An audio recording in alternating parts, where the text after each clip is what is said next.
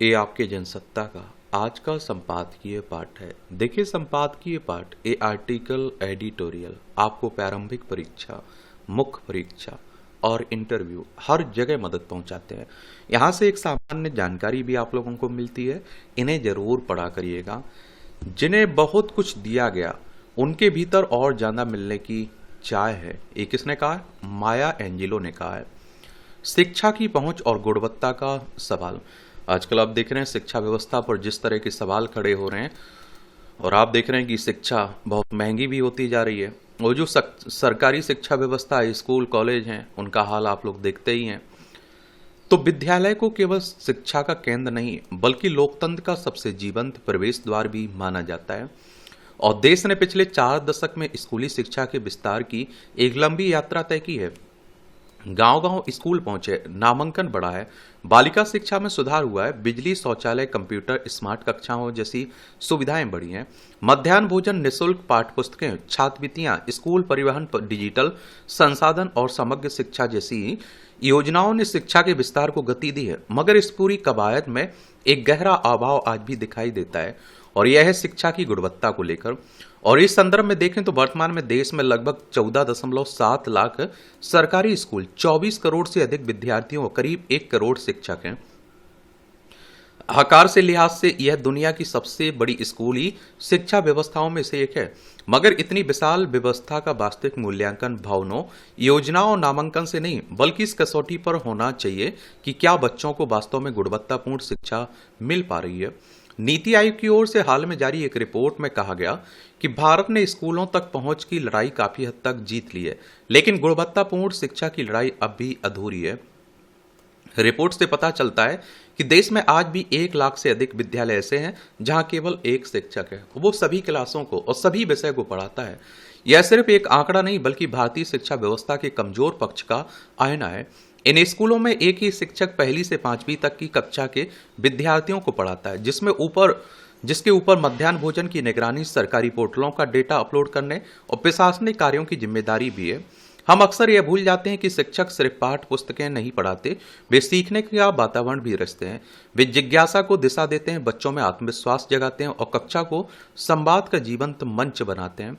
मगर जब वही शिक्षक मूल उद्देश्य से इतर कार्यों में उलझ जाता है तो कक्षा में ज्ञान का संवाद स्वाभाविक रूप से कमजोर पड़ता है। शिक्षा तब सीखने और सिखाने के बजाय पाठ्यक्रम पूरा करने की प्रक्रिया बनकर रह जाती है।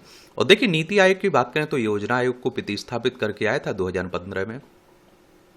नीति आयोग की रिपोर्ट का एक अन्य पहलू छोटे स्कूलों पर केंद्रित है। देश के लगभग 35% विद्यालयों में 50 से कम विद्यार्थी हैं। इनमें से हजारों स्कूल ऐसे हैं जहां 10 से भी कम बच्चे पढ़ते हैं। पहली नजर में यह दूरस्थ इलाकों तक शिक्षा पहुंचाने का प्रमाण लगता है, लेकिन यह सवाल उठना स्वाभाविक है कि इतने छोटे और अलग थलग स्कूलों में गुणवत्तापूर्ण शिक्षण कैसे संभव होगा। बहुस्तरीय कक्षाएं, सीमित संसाधन, कभी शिक्षक की अनुपस्थिति, कभी विषय विशेषज्ञों का अभाव, ये सब मिलकर शिक्षा को सिर्फ बच्चों की उपस्थिति तक सीमित कर देते हैं। ग्रामीण और जनजातीय क्षेत्रों में यह चुनौती और गहरी हो जाती है, जहां कई स्थानों पर स्कूल भवन मौजूद हैं लेकिन प्रयोगशालाएं नहीं है, कंप्यूटर हैं, इंटरनेट नहीं है, पुस्तकालय है, नियमित पठन संस्कृति नहीं। यानी शिक्षा का ढांचा खड़ा है पर उसके भीतर सीखने की आत्मा अभी भी कमजोर दिखाई देती है। और देश की स्कूली शिक्षा व्यवस्था को लेकर हाल के वर्षों में आई विभिन्न रिपोर्टों में यही संकेत दिया गया है कि शिक्षा की गुणवत्ता आज भी चिंता का विषय बनी हुई। 3री-4थी कक्षा का बच्चा 2री कक्षा का पाठ सहजता से नहीं पढ़ पा रहा है। 5वीं कक्षा के विद्यार्थियों का एक बड़ा हिस्सा सरल भाग प्रतिशत या अनुपात जैसी बुनियादी गणितीय समझ में संघर्ष करता दिखाई देता है। इसलिए स्कूलों में केवल नामांकन बढ़ाना पर्याप्त नहीं है, सीखना शिक्षा का असली पैमाना है। यह स्थिति उस बुनियादी संकट का संकेत है जो आगे चलकर माध्यमिक शिक्षा, उच्च शिक्षा, रोजगार क्षमता तीनों को प्रभावित करता है। जब नींव कमजोर होती है तो आगे की पूरी शैक्षणिक संरचना अस्थिर हो जाती है। यही कारण है कि आज उद्योग जगत भी युवाओं में कौशल के अभाव की बात करता है। 2 दशक पहले की बात की जाए तो तब देश के अधिकांश बच्चे सरकारी स्कूल में पढ़ते थे, मगर आज स्थिति बदल रही है। वर्ष 2005 में जहां लगभग 71% बच्चे सरकारी स्कूलों में पढ़ते थे, वहीं 2024-25 में यह आंकड़ा घटकर 49.24% रहेगा। यानी सरकारी स्कूलों में पढ़ने वाले बच्चों का अनुपात आधे से नीचे चला गया। आजकल आप देखते हैं कि हर कोई जानता है कि सरकारी शिक्षा व्यवस्था की क्या हाल है, इसलिए हर कोई अपने बच्चों को प्राइवेट स्कूलों में पढ़ाना चाह रहा है। समझ रहा है? ग्रामीण परिवार जो कभी सरकारी विद्यालय को स्वाभाविक विकल्प मानते थे, अब सीमित आय के बावजूद निजी स्कूलों की ओर देख रहे हैं। यह केवल विकल्प में परिवर्तन नहीं बल्कि भरोसे के संकट को दर्शाता है। अभिभावक अक्सर अंग्रेजी माध्यम, अनुशासन, नियमित उपस्थिति, अपेक्षाकृत बेहतर जवाबदेही को निजी स्कूलों से जोड़कर देखते हैं। भले ही वास्तविक गुणवत्ता हर जगह समान ना हो, यह प्रवृत्ति विशेष रूप से चिंताजनक है, क्योंकि सरकारी विद्यालय ही सामाजिक न्याय, अवसर की समानता और लोकतांत्रिक शिक्षा के सबसे बड़े माध्यम रहे हैं। यदि इन संस्थानों पर भरोसा कम होता है तो शिक्षा के साथ लोकतंत्र की बुनियाद भी कमजोर होती है। शिक्षा के माध्यमिक स्तर पर स्थिति और चुनौतीपूर्ण हो जाती है।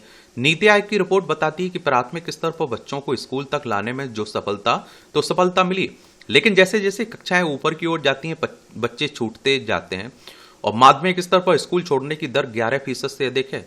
विशेष रूप से लड़कियां, आदिवासी समुदाय और प्रवासी एवं आर्थिक रूप से कमजोर वर्ग के बच्चे सबसे पहले स्कूली शिक्षा से बाहर होते हैं।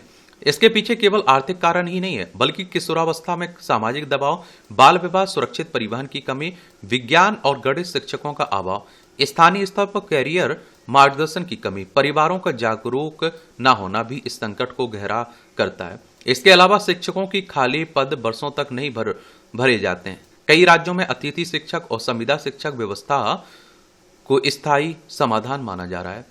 ऐसे में शिक्षकों की समयबद्ध नियुक्ति, छोटे स्कूलों का तर्कसंगत पुनर्गठन, स्कूल नेतृत्व को मजबूत करना, डिजिटल संसाधनों का प्रभावी उपयोग, सीखने के परिणामों की नियमित निगरानी और शिक्षकों के निरंतर प्रशिक्षण जैसे ठोस कदम उठाने की जरूरत है। असली बदलाव तब होगा जब जिला शिक्षा कार्यालय से लेकर कक्ष तक जवाबदेही की संस्कृति आकार लेगी। विडंबना है कि देश में शिक्षा सुधार का संकट नीति का कम और क्रियान्वयन का अधिक रहा है। और योजनाएं बनती हैं, बजट स्वीकृत होते हैं, लक्ष्य तय होते हैं, लेकिन जमीन पर उनका असर प्रभावी एवं समान रूप से नहीं दिखाई देता है। भारतवर्ष विकसित राष्ट्र बनने का सपना देख रहा है, मगर कोई भी राष्ट्र शिक्षा की गुणवत्ता के बिना विकास की दौड़ में आगे नहीं निकल सकता है। सड़कें, मेट्रो रेल सेवाएं, डिजिटल सुविधाएं, औद्योगिक निवेश विकास की पहचान हो सकते हैं, मगर बेहतर भविष्य की नींव तो विद्यालयों में ही तैयार होती है। अभी आपने उत्तर प्रदेश की खबर नहीं पढ़ी कि वहां महिलाओं के लिए अलग से शौचालय ही नहीं, इसलिए स्कूल एडमिशन भी नहीं दे रहा था। तो आप समझ सकते हैं कि हम लोग विकसित भारत बनने की बात कर रहे हैं, लड़कियों के लिए शिक्षा की व्यवस्था, मूलभूत सुविधाएं जो जरूरत है वो भी उपलब्ध नहीं हो पा रही हैं और बच्चियां पढ़ नहीं पा रही हैं इससे। तो ये हाल है। बाकी आप लोग क्या सोचते हैं, अपनी राय जरूर बता सकते हैं। और मैं कह रहा हूं, देखिए सबको समस्याएं क्या है सबको पता है, किसी को ऐसा होगा नहीं जिसे पता ना हो, लेकिन कौन समाधान करे, ये सबसे बड़ा सवाल बना हुआ है। बची हुई दस्तकें, शहर धीरे धीरे बदलते हैं और लेकिन उनके बदलने की आवाज़ बहुत कम लोगों को सुनाई देती है। यह आवाज़ किसी मशीन की तरह तेज नहीं होती है, बल्कि किसी पुराने दरवाजे के भीतर के धीरे धीरे बंद होने जैसी होती है। पहले मोहल्लों में दरवाजे खुले रहते थे, लोग बिना सूचना के एक दूसरे के घर चले जाते थे, चाय चढ़ जाती थी, बातें शुरू हो जाती थी और समय बिना हिसाब के बीत जाता था। अब दरवाजे पहले से अधिक मजबूत हो गए हैं, घंटियां पहले से अधिक आधुनिक हो गई हैं, लेकिन दस्तकें कम हो गई हैं। हम अपने पुराने मोहल्ले से गुजर कर देखें, वही गलियां होंगी और वही पेड़, वही मोड़, लेकिन उनमें वह आत्मीयता नहीं होगी जो कभी उन जगहों की असली पहचान हुआ करती थी। बच्चे गली में क्रिकेट खेलते थे, महिलाएं एक दूसरे के घरों से कटोरी में चीनी या चाय पत्ती मांग लाती थी और बुजुर्ग सड़क किनारे बैठकर मौसम और राजनीति पर चर्चा करते रहते थे। अब वहाँ ऊंची दीवारें हैं और हर दरवाजे पर कैमरे लगे हैं। हमारे समय की सबसे बड़ी विडंबना यही है कि सुविधाएं बढ़ी हैं लेकिन सहजता घट गई है। मोबाइल फोन ने संवाद को आसान बनाया लेकिन बातचीत को छोटा कर दिया।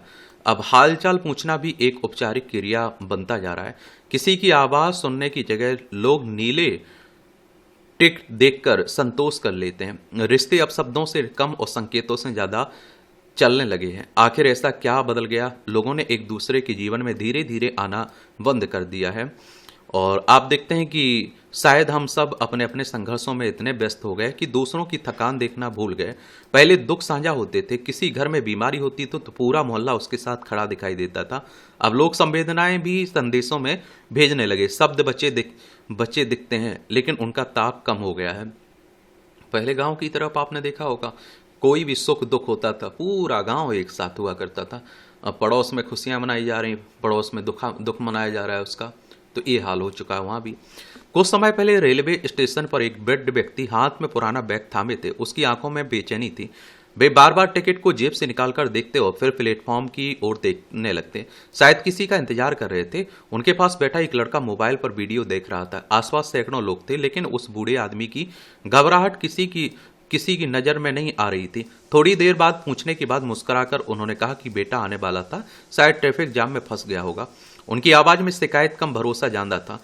यानी दुनिया अभी पूरी तरह कठोर नहीं हुई। उम्मीद अब भी लोगों के भीतर बची हुई है। बूढ़े पिता अब भी बेटों के इंतजार करते हैं और माएँ अब भी बच्चों के लौटने तक जागती रहती हैं। और कुछ लोग अब भी किसी अनजान आदमी से रास्ता पूछ लेने भर से सहज हो जाते हैं। समाज केवल सड़कों, इमारतों, योजनाओं से नहीं बनता, वह छोटे छोटे मानवीय व्यवहारों से बनता है। किसी थके हुए आदमी को पानी पूछ लेना, पड़ोसी की अनुपस्थिति में उसके घर का ध्यान रख लेना, रिक्शे वाले से सम्मान से बात करना, बच्चों की बात धैर्य से सुन लेना, ये मामूली लगने वाली व्यवहार की समाज को रहने योग्य बनाते हैं। आज जब दुनिया तेजी से आगे बढ़ रही है तब सबसे अधिक आवश्यकता संवेदनशील बने रहने की है। आधुनिक होना बुरा नहीं है, लेकिन इतना आधुनिक हो जाना खतरा है कि हम किसी की आंखों की उदासी दिखाई देना बंद हो जाए। मनुष्य की सबसे बड़ी पहचान उसकी करुणा है। यदि वही कम होने लगे तो विकास अधूरा रह जाएगा। शायद यही कारण है कि आज संवेदनशीलता केवल एक नैतिक गुण नहीं बल्कि सामाजिक आवश्यकता बन गई है। हम ऐसे समय में जी रहे हैं जहां सूचनाएं पहले से कहीं अधिक तेजी से पहुंचती हैं, लेकिन भावनाएं उतनी ही धीमी होती जा रही हैं। किसी दुर्घटना, किसी पीड़ा या फिर किसी संघर्ष की खबर कुछ ही क्षणों में हमारे मोबाइल तक पहुंच जाती है, पर कई बार वह हमारे मन तक नहीं पहुंच पाती है। हम देख लेते हैं, जान लेते हैं, लेकिन महसूस करने की क्षमता धीरे धीरे कम होती जाती है। यह स्थिति इसलिए भी चिंताजनक है कि मनुष्य का वास्तविक विकास केवल तकनीकी उपलब्धियों से नहीं मापा जा सकता है। उसका आकलन इस बात से भी होना चाहिए कि वह अपने आसपास के लोगों के प्रति कितना सजग और साहृदय है। जीवन की भागदौड़ में अगर हम किसी अजनबी की परेशानी देखकर दो पल ठहर सकें, किसी उदास चेहरे पर मुस्कान लौटाने का प्रयास कर सकें या किसी अकेले व्यक्ति को यह एहसास दिला सकें कि वह अकेला नहीं है, तो शायद समाज थोड़ा और बेहतर बन सके। करुणा, सहानुभूति ऐसी पूंजी है जो बांटने से घटती नहीं बल्कि बढ़ती है। यही वे मूल्य हैं जो परिवारों को जोड़े रखते हैं, पड़ोस को जीवंत बनाते हैं और समाज को मानवीय बनाए रखते हैं। आखिरकार भविष्य की सबसे बड़ी चुनौती मशीनों को अधिक बुद्धिमान बनाना नहीं बल्कि मनुष्यों को पर्याप्त मानवीय बनाए रखना है। और अगर हम इस संतुलन बचा सकें तो आधुनिकता और मनुष्यता का साथ साथ चल सकेगी। कभी कभी लगता है कि हम फिर से दस्तखत देना सीखना होगा दूसरों के दरवाजे पर और उनके मन पर भी, क्योंकि दुनिया आखिरकार तकनीक से नहीं मनुष्यता से बची रहेगी। ये आप देखिए छोटी छोटी टिप्पणियां हैं, इन्हें भी पढ़ सकते हैं, आप लोग देख सकते हैं। इसकी पीडीएफ एजुकेशन सर्कल प्लेटफॉर्म है ना टेलीग्राम पर, वहाँ डाल दी जाती है, तो वहाँ से जाकर आप लोग पढ़ सकते हैं। संकट के बीच पश्चिम एशिया में जारी संघर्ष से पैदा हुए संकट का दायरा लगातार बढ़ता जा रहा है और इसका सबसे ज़्यादा असर ऊर्जा और आवश्यक वस्तुओं की आपूर्ति पर पड़ रहा है और जिससे इनकी कीमतों में इजाफा होना स्वाभाविक है। महंगाई अब आम आदमी की जेब पर भारी पड़ने लगी है और निश्चित तौर पर इसका प्रभाव देश की अर्थव्यवस्था पर भी पड़ता है।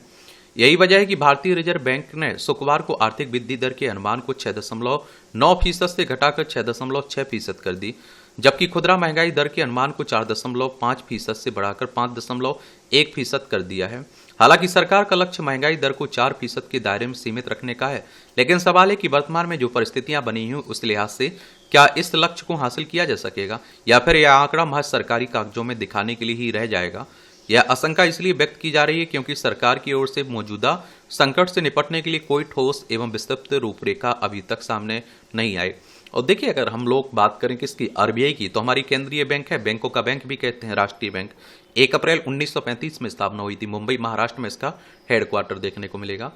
आरबीआई ने प्रमुख नीति दर रेपो को 5.25% पर बरकरार रखा और इसे आम लोगों के लिए राहत के रूप में पेश किया जा रहा है। जो वाणिज्यिक बैंकों को उधार देती है ना आरबीआई, उसी ब्याज दर की बात हो रही है। मगर इसका दूसरा पहलू यह है कि पहले से ही महंगाई से जूझ रहे समाज के एक वर्ग को उम्मीद थी कि रेपो दर में कुछ कमी की जाएगी और जिससे उन्हें अपनी जरूरतों को पूरा करने के लिए बैंकों से कर्ज लेने और मासिक किस्त चुकता करने में आसानी होगी। गौरतलब है कि रेपो दर में कमी और वृद्धि से ब्याज दरें भी घटती एवं बढ़ती हैं, जिसका सीधा असर बैंकों से कर्ज लेने वालों की मासिक भुगतान किस्त पर पड़ता है। यह बात स्पष्ट है कि बढ़ते वैश्विक तनाव, वस्तुओं की ऊंची कीमतें और आपूर्ति में समस्या देश के आर्थिक परिदृश्य के लिए जोखिम पैदा कर रहे हैं। कच्चे तेल के दामों में आए उछाल और विदेशी संस्थागत निवेशकों की रिकॉर्ड पूंजी निकास के कारण रुपया इस वर्ष डॉलर के मुकाबले 6% से अधिक टूटा है और इसके साथ ही विदेशी मुद्रा भंडार पर भी दबाव बढ़ रहा है। ऐसे में अगर समग्र रूप से कारगर कदम नहीं उठाए गए तो आने वाले दिनों में स्थिति और ज्यादा बिगड़ने से इनकार नहीं किया जा सकता। देश की अर्थव्यवस्था के लिए जोखिम सिर्फ पश्चिम एशिया में जारी संघर्ष की वजह से ही नहीं है, बल्कि घरेलू मोर्चे पर भी कई तरह की चुनौतियां स्थिति को जटिल बना रही हैं। मसलन आरबीआई ने अपनी रिपोर्ट में सामान्य से कम मानसून के अनुमान और अल नीनो के कारण उत्पन्न जोखिमों का भी उल्लेख किया है। साथ ही कहा है कि इससे आने वाले महीनों में खाद्य पदार्थों की कीमतों पर दबाव और ज्यादा बढ़ सकता है। यानी महंगाई का सिलसिला फिलहाल थमने वाला नहीं है। आर्थिक विशेषज्ञों का मानना है कि सरकार महंगाई पर नियंत्रण की तुलना में आर्थिक वृद्धि के प्रयासों पर ज्यादा जोर दे रही है और इससे भले ही अर्थव्यवस्था के आंकड़ों में सुधार नजर आ सकता है, लेकिन महंगाई के बढ़ते बोझ से आम लोगों के लिए जीवन यापन करना कठिन हो जाएगा। इसलिए जरूरी है कि सरकार ऐसे कदम उठाए जिससे आर्थिक वृद्धि और महंगाई के बीच संतुलन कायम हो और पश्चिम एशिया में संघर्ष से उपजे संकट के असर को भी कम किया जा सके। बाकी आप लोग अपनी राय दिया करिएगा। उम्मीदों के समानांतर आभासी दुनिया में एक तंज और मजाक के साथ शुरू हुआ अभियान तथा कॉकरोच जनता पार्टी यानी सीजेपी के गठन को बहुत ज्यादा गंभीरता से नहीं लिया जा रहा था, मगर इसकी शुरुआत करने वाले कुछ युवाओं ने सीजेपी के बैनर के साथ शनिवार को दिल्ली के जंतर मंतर पर जिस तरह के विरोध प्रदर्शन का आयोजन किया, उसमें युवाओं की जैसी भागीदारी दिखी उसे एक नई बयार के तौर पर देखा जा रहा है। इस प्रदर्शन में खासी संख्या में युवाओं ने हिस्सा लिया। नीट यूजी 2026 के प्रश्न पत्र लीक होने के संदर्भ के साथ सरकार पर कई सवाल उठाए। खासतौर पर इन आरोपों के साथ शिक्षा मंत्री धर्मेंद्र प्रधान के इस्तीफे की मांग भी की गई। देश में शिक्षा व्यवस्था आज बर्बाद हो चुकी है, प्रश्न पत्र लीक हो रहे हैं, बच्चे परेशान हो, उनमें से कई ने आत्महत्या भी कर ली। गौरतलब है कि नीट यूजी के प्रश्न पत्र लीक होने और इस मामले की तूल पकड़ने के बाद परीक्षा रद्द किए जाने से लाखों विद्यार्थियों उनके परिवारों के सामने उपजी परेशानी पिछले कुछ दिनों से राजनीति की मुख्यधारा के बीच की अहम मुद्दा बनी हुई है और सरकार इस मसले पर बचाव की मुद्रा में। आप देखिए कि अभी भी कोई गारंटी दे सकता है कि अगले पेपर जो होगा वो आउट नहीं होगा, वो पेपर लीक नहीं होगा, उसमें धांधली नहीं होगी। और इस तरह की धांधली होती है तो बच्चों का मनोबल टूटता है, सालों की उनकी मेहनत रहती है, उनके परिवार की मेहनत रहती है और कई बच्चे सुसाइड कर चुके हैं, आत्महत्या। उनका जिम्मेदार कौन है? सरकार है, ये अधिकारी हैं या ये जो माफिया हैं ये हैं? किसी पर तो जिम्मेदारी उनकी तय होना चाहिए। पेपर लीक की घटना पर अंकुश तो लगना चाहिए। ऐसे हाल ही में उभरी सीजेपी ने जिस तरह इस मुद्दे को आवाज दी, उससे विद्यार्थी युवाओं के बीच एक नई उम्मीद पैदा हुई है। हालांकि कॉकरोच जनता पार्टी के नाम से शुरू अभियान को आभासी दुनिया के एक तत्कालीन गुबार के तौर पर देखा गया था, मगर सड़क पर प्रदर्शन उस समय लोगों की भागीदारी के बाद अब सीजेपी ने खुद को एक विकल्प के तौर पर पेश किया। हालांकि पार्टी का नाम शायद एक व्यंग्य का रूपक है, लेकिन इससे जो मुद्दे उठाए उससे ने युवाओं का ध्यान आकर्षित किया। अब यह देखने की बात होगी कि देश में राजनीति का फलक जितना विस्तृत है, जटिल है, चुनौतियों से भरा है, उसमें सीजेपी अपना कितना विस्तार कर पाएगी। इससे पहले कुछ लोकप्रिय मुद्दों के साथ आम आदमी पार्टी के उभार ने भी भारतीय राजनीति में एक अहम उम्मीद पैदा की थी। यही वजह है कि आभासी दुनिया से जमीन पर उतरी सीजेपी को लेकर भी लोगों के भीतर कई तरह की आशंकाएं हैं। इसे सावधानी के साथ देखा जा रहा है और इस तरह से आप देखेंगे कि आज के संपादकीय पाठ की कहानी कवर होती है। आप लोग पढ़ते रहिए, एंजॉय करते रहिए। आपका कोई सवाल हो, मेरे लिए सुझाव हो तो जरूर बता सकते हैं। धन्यवाद।